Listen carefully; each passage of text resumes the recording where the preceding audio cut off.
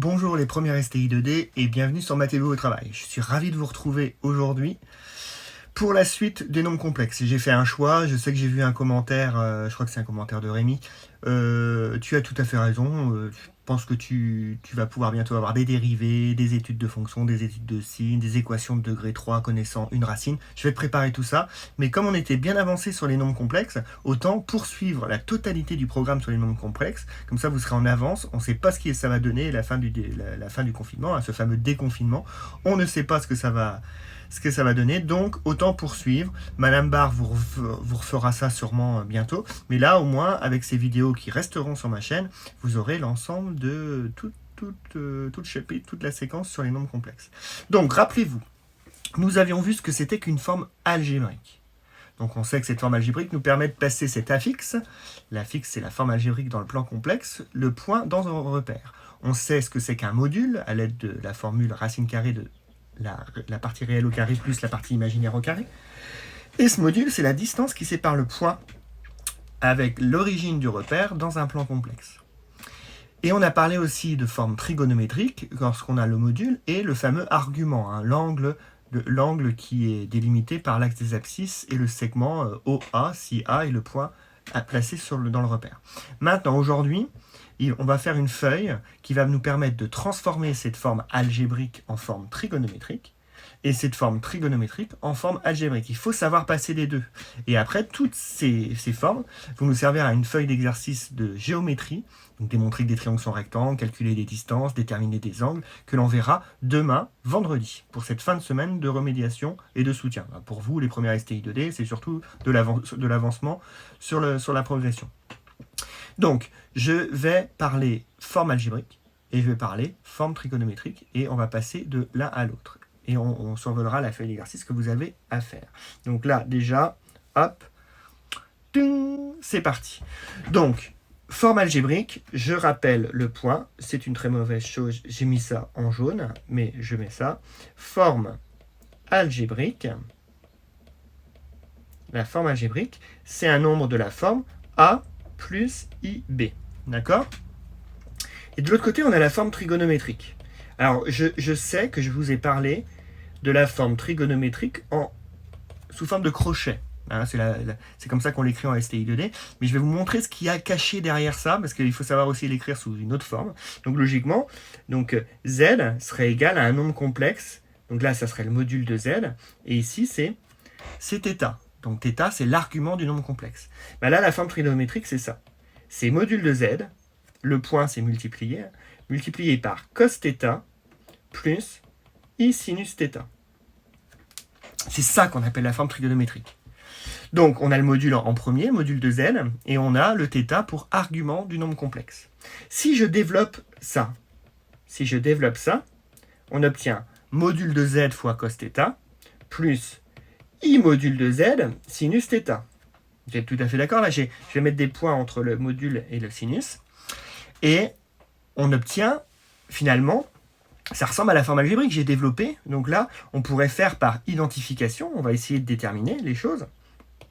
Donc regardez, si cette chose-là, là on voit que module de Z fois cos θ, c'est la partie sans le I. Donc c'est la partie réelle de mon nombre complexe. Donc ça veut dire que c'est le A.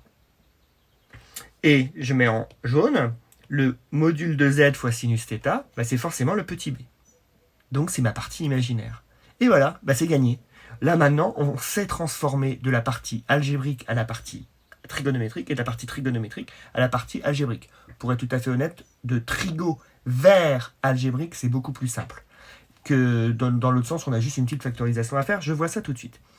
Les exercices que je suis en train de faire là seront les mêmes exercices, je les changerai si on se retrouve l'année prochaine en terminale STI 2D, parce qu'en début de terminale STI 2D, je refais ces feuilles d'exercices, parce que les élèves oublient, avec l'été, ça reboot au niveau du cerveau, donc je les refais. Mais c'est exactement la même chose que j'explique au terminal STI 2D. Pour les terminales qui nous écoutent, vous pouvez re-regarder cette vidéo, ça marche très bien. Bon, forme algébrique, forme trigonométrique. Donc regardez, j'associe, donc ça veut dire que A est égal à module de Z cos θ, et B est égal à module de Z sinus θ. Vous êtes d'accord ? Donc, si on veut transformer d'une forme trigo à la forme algébrique. On cherche le A et on cherche le B. Ça veut dire qu'on a juste à multiplier le module par le sinus pour la partie imaginaire et le module fois le cosinus pour la partie réelle. Et là, il faut connaître son tableau de trigonométrie, avec le cos de 2π sur 3, le cos de π sur 3. Mais bon, on sait très bien que si on sait faire le cercle trigonométrique, on a directement toutes les valeurs. Et inversement, si je cherche à trouver le θ, d'accord, regardez, si on a ça, on peut dire que le cos de θ, c'est A divisé par module de Z. Et sinus θ, c'est forcément B divisé par module de Z. Donc, si on connaît la forme algébrique, ça veut dire qu'on connaît le A et on connaît le B, forcément, on peut trouver le sinus θ et le cos θ. Je vous montre un exemple. Je vais vous montrer un exemple. Un truc bateau. Donc, on va imaginer de trigo vers algébrique. Alors, si je fais trigo vers algébrique, ça veut dire que je connais la forme trigo. Donc, on va imaginer que mon module, c'est 4, et mon argument, c'est cos de π sur 3. C'est n'importe quoi. Que mon argument, c'est π sur 3. Donc, dans un repère, on serait à peu près sur une droite π sur 3 et à 1, 2, 3, 4. On serait à peu près là, d'accord? Bon, bref, ça, c'est pas très important. Donc là, si je le réécris en utilisant, excusez-moi, j'avance là, en utilisant cette forme-là, là. D'accord?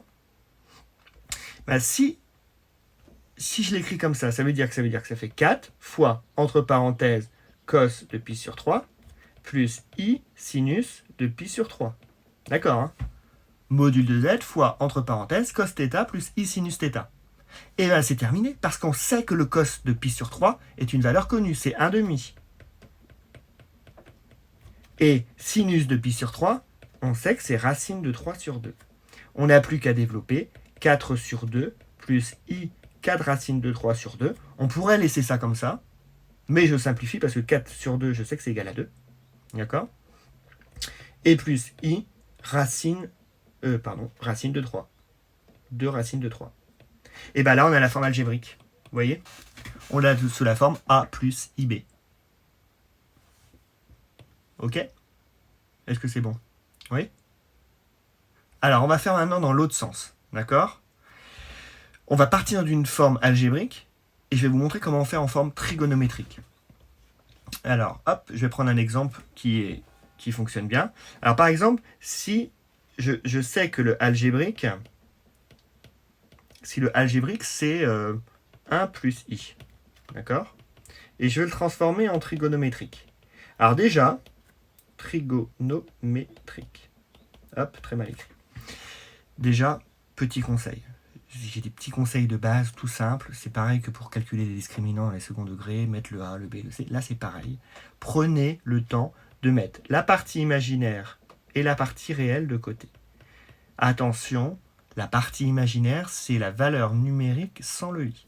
Donc là, vous voyez bien, on a du A plus IB avec A égale 1 et B égale 1. Ce qui est logique, c'est comme si on avait un 1 devant le i. D'accord? Donc là, maintenant, pour transformer, pour avoir la forme trigonométrique, on a besoin de calculer le module de z. Parce qu'on sait que c'est entre crochets module de z et argument de z.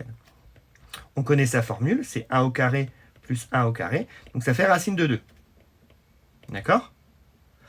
La seule chose à faire maintenant, c'est que pour trouver la forme trigonométrique, il faut, la chose que j'encadre là, il faut la factoriser par le module. Donc ça veut dire que je mets le module devant, j'ouvre une grande parenthèse, et j'essaye de déterminer le facteur. Mais c'est hyper simple de trouver le facteur, parce que c'est le fameux cos θ et le fameux sinus θ. Donc le cos θ, on a dit que c'était quoi? On a dit que c'était A sur module de Z, et le sinus θ, c'est B sur module de Z. Donc là, ça va être A, on vient de le calculer, il est là, c'est 1, donc c'est 1 sur racine de 2, plus I, 1 sur racine de 2. Donc là, on a factorisé par racine de 2. On n'a toujours pas terminé parce qu'on n'a pas trouvé l'argument. Maintenant, il va falloir trouver, alors je mets des flèches, un cosinus qui est égal à 1 sur racine de 2 et un sinus qui est égal à 1 sur racine de 2. Je l'écris. On veut cos de θ égale 1 sur racine de 2 et sinus de θ est égal à 1 sur racine de 2. Ça c'est connu. Bon, ça, c'est à vous rappeler. 1 sur racine de 2. Si je multiplie en haut et en bas par racine de 2, parce que j'ai le droit de le faire, parce que racine de 2 sur racine de 2, c'est égal à 1, bah, ça va être égal à racine de 2 sur 2. Je fais la même chose. Ça fait racine de 2 sur 2. Et quel est l'angle qui a un cosinus et un sinus qui sont égaux à racine de 2 sur 2? Donc, forcément, θ égale pi sur 4. C'est pi sur 4 l'angle qui a racine de 2 sur 2 et sinus de pi sur 4 et cos de pi sur 4 égale racine de 2 sur 2. Donc, on a terminé. Notre z a pour module racine de 2 sur 2 et pour argument pi sur 4. Vous voyez, là, j'ai transformé une forme algébrique en forme trigonométrique. Il faut mettre de côté le a et le b. Il faut déterminer le module du nombre complexe. Et à l'aide de ce module, on factorise l'expression algébrique pour trouver le cos θ et le sinus θ et ainsi deviner la valeur de l'angle θ. Maintenant, vous allez avoir une feuille d'exercice à faire. Alors, vous voyez, c'est cette feuille-là. Là, on vous explique. L'exercice 1, c'est écrire sous forme algébrique les nombres suivants. Donc ça, c'est très simple. On vous donne le module et l'argument, donc on n'a plus qu'à transformer avec le cos θ et le sinus θ.